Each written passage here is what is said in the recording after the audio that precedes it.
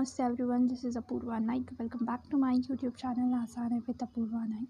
आज के इस वीडियो में हम बात करने वाले हैं एमएससेट के 2021 के molecular biology and cell biology के क्वेश्चंस के बारे में। Techniques, ecology, evolution and diversities के PYQs हमने ऑलरेडी डिस्कस कर लिए हैं। अगर आपने वो वीडियोज़ नहीं देखे हो तो प्लीज़ जाकर वो वीडियोज़ आप देख सकते हैं। अलॉन्ग विद दैट, आपको मेरी ये वीडियोस अच्छे लग रहे हो तो प्लीज़ प्लीज़ प्लीज़ मेरे चैनल को सब्सक्राइब कीजिए और मेरी वीडियोस को लाइक कीजिए। तो चलिए शुरू करते हैं आज का ये वीडियो। तो हम पहले क्वेश्चन को देखते हैं। विच of the following statement is correct about Na+ and K+ pump, that is Na+, K+ ATP is pump. Na+ and K+ bind to extracellular site while ATP and upamine bind to an intracellular site. ऐसे बहुत सारे combination नीचे दिए हैं। पहले हम figure को देख लेते हैं तो हमें इजीली ये पता चल जाएगा कि कौन कहाँ बाइंड होता है। हमें यह पता है कि 2 K+ आयन्स जो है वो अंदर के साइड जाएंगे और 3 Na+ आयन जो है वो बाहर के साइड में जाएंगे। तो इसीलिए जो 3 Na+ साइड है वो इंट्रासेलुलर साइड पे बाइंड होगी, 2 K+ है जो बाहर के साइड में बाइंड होगा। अब प्रॉब्लम है ATPase के बारे में एंड ओवामेन के बारे में। सो ATPase जो है वो भी अंदर के साइड में बाइंड होता है और ओवामेन जो है वो बाहर के साइड में बाइंड होता है। अगर हम देखें तो Na+ and ATP will be bind to then intracellular side and K+ and ouabain bind to then extracellular side. So yes, इसका आंसर हो जाएगा डी। आई होप आपको ये समझ में आया होगा। तो हम आगे क्वेश्चन के बारे में देखते हैं what they are saying. In DNA sequence, if nucleotide A is replaced with nucleotide G, then resulting mutation will be. तो प्यूरिन अगर प्यूरिन से ही रिप्लेस हुए जाता है तो इसे हम कहेंगे ट्रांजिशन, राइट। अगर प्यूरिन रिप्लेस हो जा रहा है पिरिमिडीन से तो इसे हम कहेंगे ट्रांसवर्जन। सो अगर हम देखें तो ए रिप्लेस हो जा रहा है जी से, मतलब प्यूरिन से रिप्लेस हो रहा है। एडेनिन अगर ग्वानिन से ही रिप्लेस हो रहा है तो इसे हम कहेंगे ट्रांजिशन म्यूटेशन। सो इसका आंसर हो जाएगा डी। अगर हम कहें ए अगर सी से रिप्लेस हो रहा है तो इसे हम कहेंगे ट्रांसवर्जन, बिकॉज प्यूरिन रिप्लेस हो रहा है पिरिमिडीन से, तो इसे हम कहेंगे transversion. So the sequence of dash dash help to investigates conclude that all living things are classified into 3 domain. So 3 domain system में हमें पता है 16S rRNA को हम लेते हैं क्लासीफाई करने के लिए, तो इसका आंसर हो जाएगा C, that is rRNA। Make the correct statement. तो हमें करेक्ट स्टेटमेंट यहाँ पे बताना है। पहले ये तो active transport molecule move from higher to lower concentration. Active molecule कभी हायर से लोअर नहीं मूव होते, वो लोअर से हायर मूव होते हैं। So this is wrong. In active transport only water molecule is transport with consumption of energy, not only water, all the molecule from higher to lower with expenditure of energy move होते हैं, ठीक है। So this is also wrong, इसे भी हम wrong कहेंगे। So D also wrong. The energy is consumed to move the molecule against the concentration gradient is active transport only. So of course energy consume होती है to move the molecule from there against the concentration gradient in active transport only. So this is the correct statement. Active transport करते वक्त हम energy use करते हैं और molecule उसके lower to higher concentration move होता है। So C is absolutely correct statement हो गया, ठीक है। अब हम आगे की तरफ बढ़े तो the sedimentation coefficient increase with. Sedimentation coefficient increase with, तो इसका फॉर्मूला यहाँ पे है। पहले तो increase with solvent density. So solvent के डेंसिटी से वो बढ़ता है। increase with friction, decrease in mass of particle and decrease in partition specific volume। तो पहले तो ये कि वॉल्यूम से तो वो डायरेक्टली प्रोपोर्शनल है। अगर वो डायरेक्टली प्रोपोर्शनल है तो वो डिक्रीज़ नहीं होगा, इंक्रीज़ होगा विद वॉल्यूम, तो ये रॉन्ग हो गया। Decrease with mass of particle, so mass of particle से वो भी डायरेक्टली प्रोपोर्शनल है, सो मास ऑफ पार्टिकल्स है वो डिक्रीज़ नहीं होगा, ये भी रॉन्ग है। इंक्रीज़ विथ फ्रिक्शन, अगर हम फ्रिक्शन की देखें तो फ्रिक्शन से वो क्या है, इनडायरेक्टली प्रोपोर्शनल है। इसका मतलब ये कि सेडिमेंटेशन कोएफिशिएंट अगर बढ़ रहा है तो फ्रिक्शन घटना चाहिए, तो यहाँ पे इंक्रीज़ लिखा है तो ये भी रॉन्ग है। Increase with solvent density, solvent density से इंक्रीज़ हो रहा है मतलब सॉल्वेंट डेंसिटी से वो डायरेक्टली प्रोपोर्शनल होना चाहिए। अगर यहाँ पे हम म्यू देखें तो वो डायरेक्टली प्रोपोर्शनल है, इसके मतलब सेडिमेंटेशन कॉन्सेंट्रेशन अगर बढ़ रहा है तो डेंसिटी भी बढ़ रही है। इसका मतलब ये कि वो डायरेक्टली प्रोपोर्शनल है, इसलिए वो इंक्रीज़ होता है अगर सॉल्वेंट की डेंसिटी बढ़ रही है तो। सो इसका आंसर हो जाएगा first. So the enzyme involve in the following reaction is amino acid plus ATP plus tRNA। तो amino acid tRNA AMP and PPI का फॉर्मेशन होता है।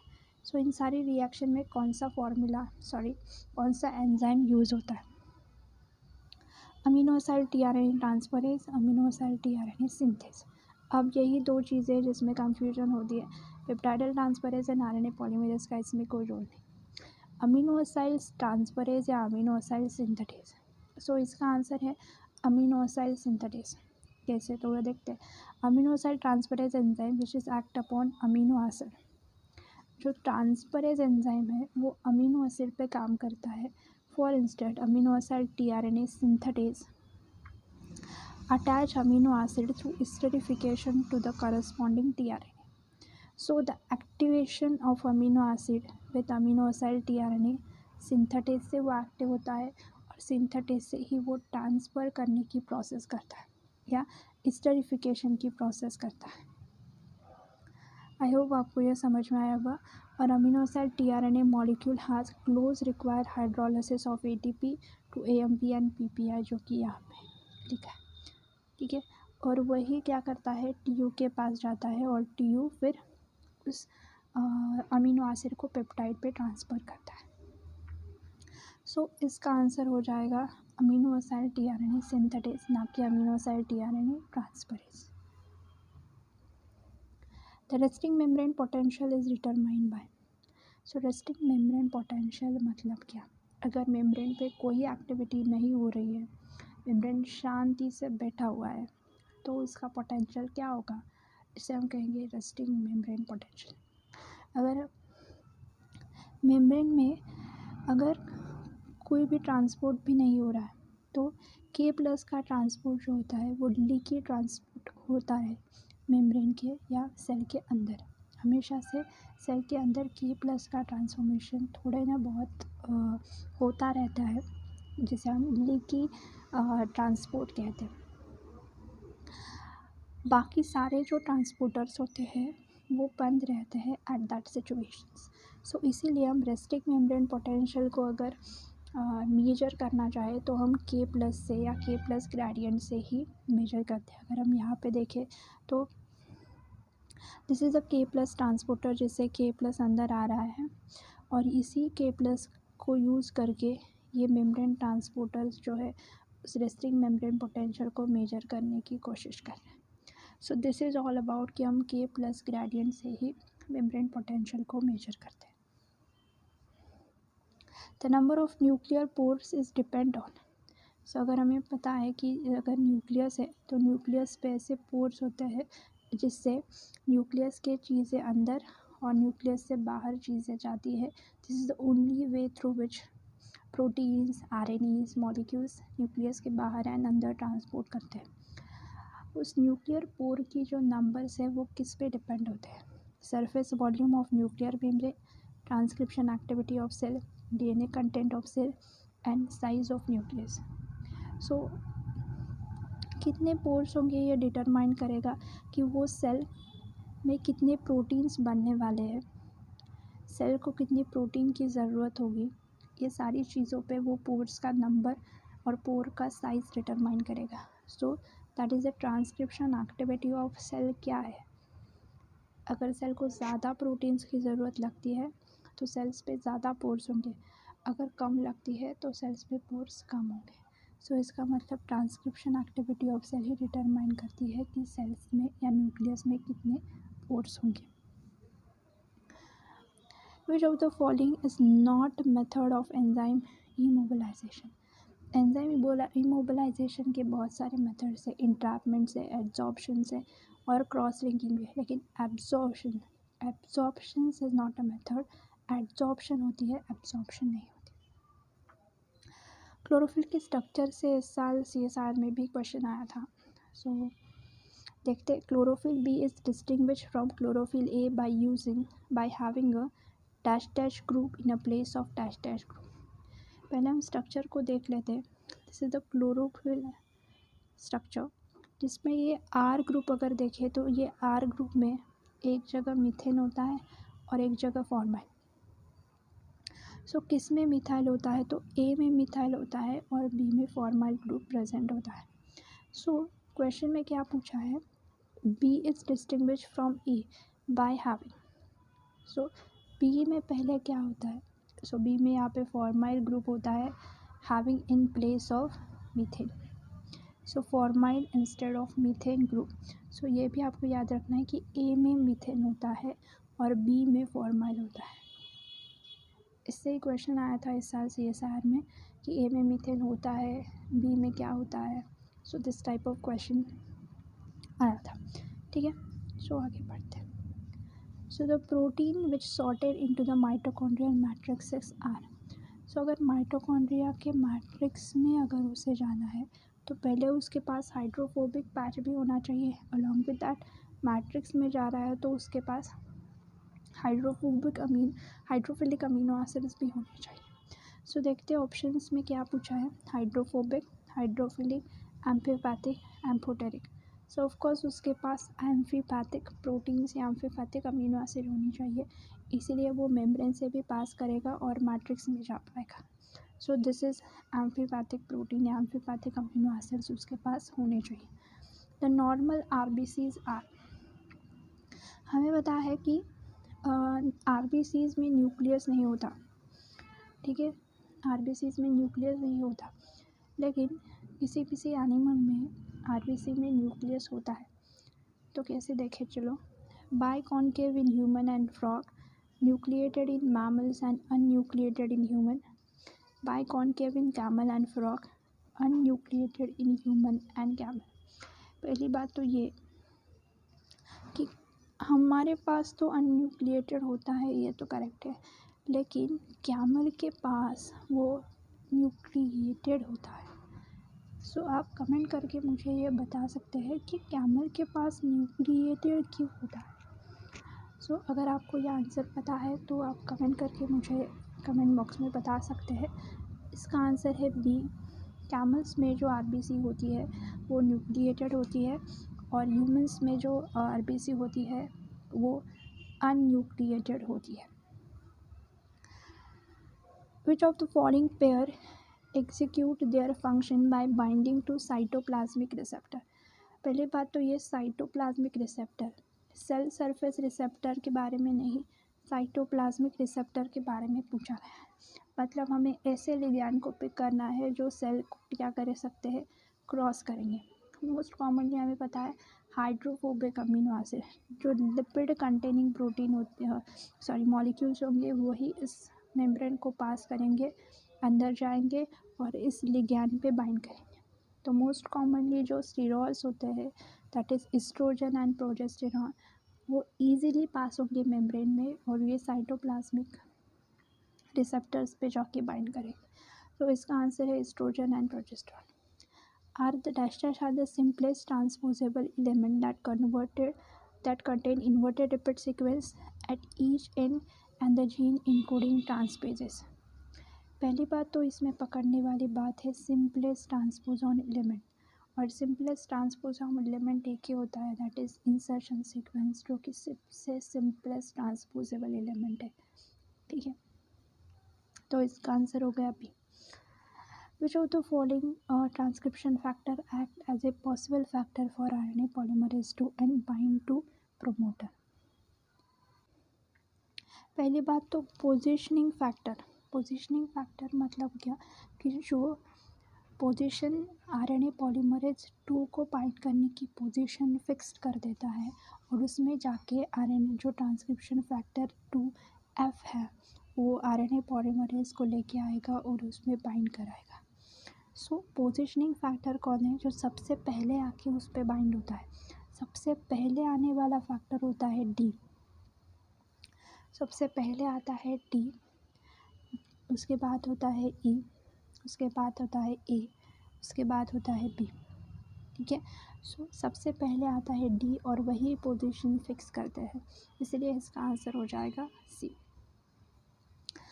उसके बाद the formation of Z ring in bacteria is important for Z ring spectrum formation, formation of pili, helpful in attachment, useful in movement.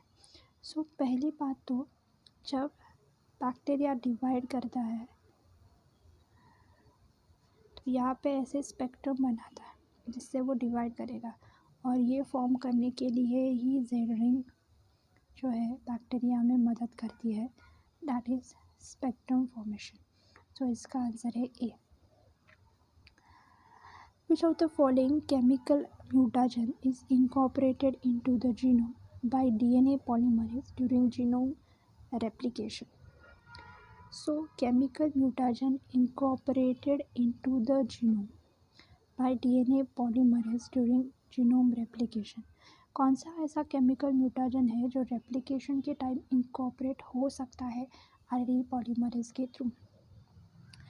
Very simple, that is base analogue. क्योंकि RNA polymerase को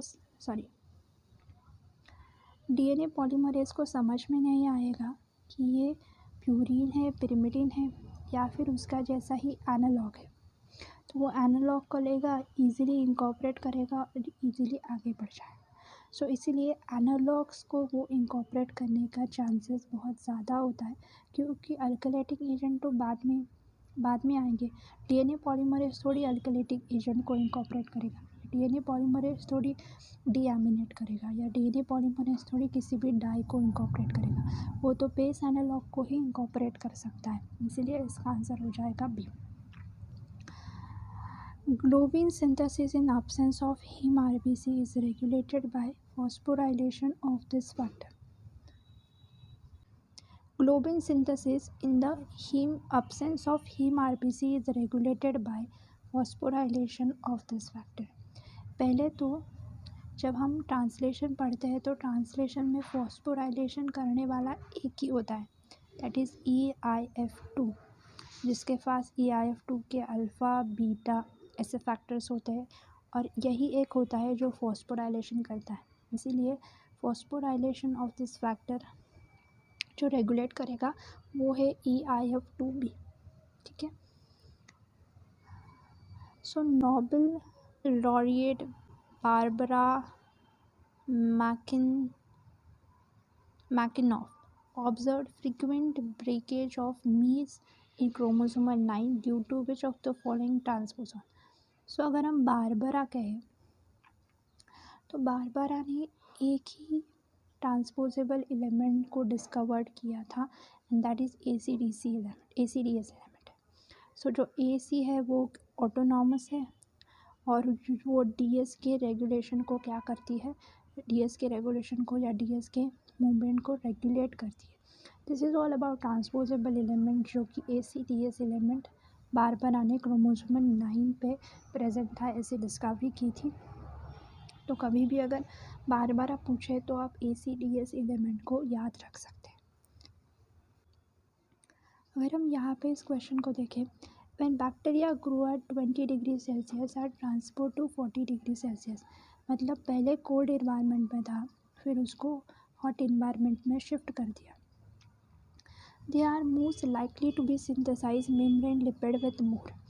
अगर हम इसको hot environment में change कर रहे हैं या हॉट इन्वायरमेंट में डाल रहे हैं तो उसके मेम्ब्रेन में क्या चेंजेस होंगे, ऐसा क्वेश्चन पूछा है। अगर हम हॉट इन्वायरमेंट में अगर देखें तो जो मेम्ब्रेन है वो क्या होगा, ज़्यादा फ्लूइडाइज होगा। इसीलिए यहाँ पे निक वाले जो है वो निक वाले फैटी एसिड्स बिल्कुल ही नहीं होंगे। वहाँ पे कैसे फैटी एसिड्स होंगे, सैचुरेटेड फैटी एसिड होंगे, क्योंकि हमें फ्लूइडिटी कम करनी है, इसीलिए यहाँ पे सैचुरेटेड फैटी एसिड्स होने के चांसेस बहुत ज़्यादा होते हैं, इसीलिए अनसैचुरेटेड फैटी एसिड का ऑप्शन यहाँ से निकल गया।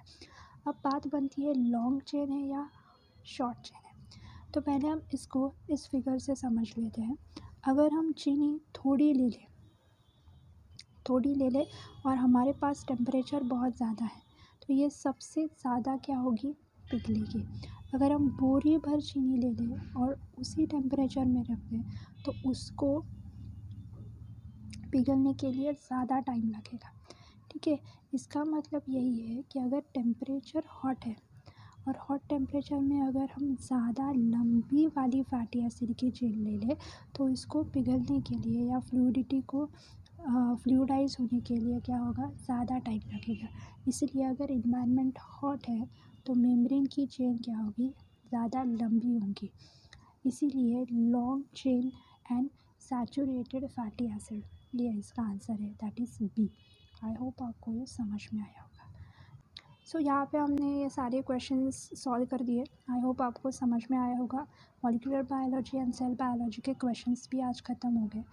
अब बचा है सिर्फ आई थिंक डेवलपमेंटल बायोलॉजी के क्वेश्चंस और कुछ इम्यूनो के क्वेश्चंस बचे हैं और जेनेटिक्स के क्वेश्चंस बचे हैं, तो वो मैं अगले वीडियो में कवर कर दूँगी। इस तरह से हमारे सारे PYQs ख़त्म हो जाएंगे।